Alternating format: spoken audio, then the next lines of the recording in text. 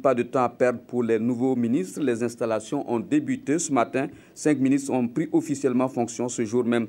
C'est le secrétaire général du gouvernement, M.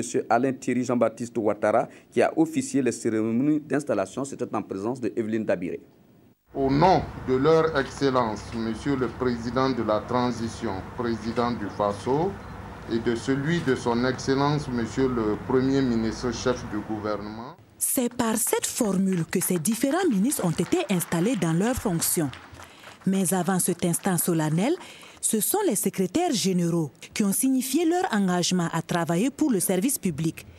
Puis, à leur suite, certains ministres installés ont pris des engagements pour un changement. Il faut que l'administration territoriale soit managée autrement.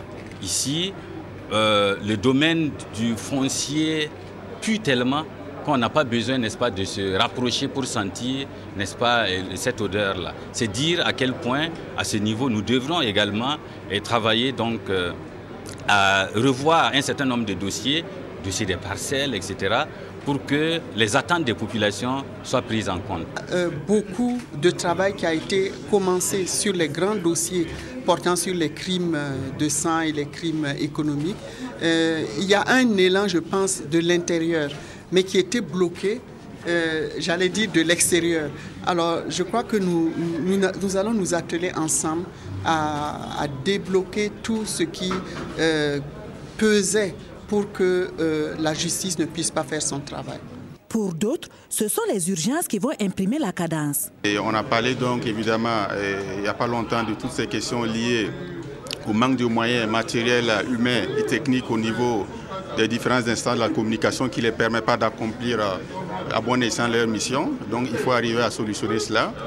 Évidemment, il y a la question qui est liée à un certain nombre de promotions de valeurs démocratiques sur lesquelles quand même le ministère devrait donc travailler, compte tenu donc du nouveau contexte que nous avons connu. Et évidemment, la question liée donc quelquefois, j'allais dire, à l'immixtion partisane de certaines autorités qu'on a vues dans le traitement de l'information. Quand d'autres encore attendent leur feuille de route. Nous attendons donc la lettre de mission donc, pour véritablement décliner nos priorités. Mais d'ores et déjà, je pense qu'un certain nombre donc, de grands projets doivent être vraiment concrétisés. C'est trop tôt quand même pour prendre des engagements, puisque je n'ai pas encore reçu ma lettre de mission du chef du gouvernement.